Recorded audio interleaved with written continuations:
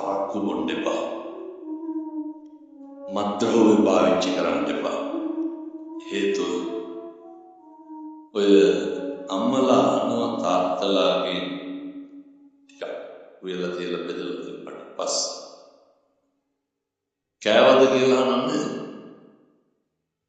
එතකොට කොහොමද උත්තර දෙන්න? එක්කෝ කෑවා නැත්නම් නෑ. කියන්නේ නැත්නම් අපුරුට තෝ දැක්කේ නැද්ද මම කෑවද නැද්ද කියලා අහන්න නැත්නම් ඉපද.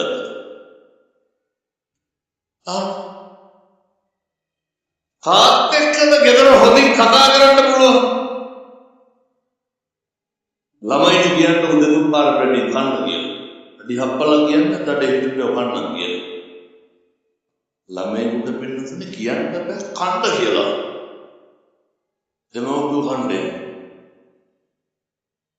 මොකක්ද ගෙදර තියෙන සැනසීම?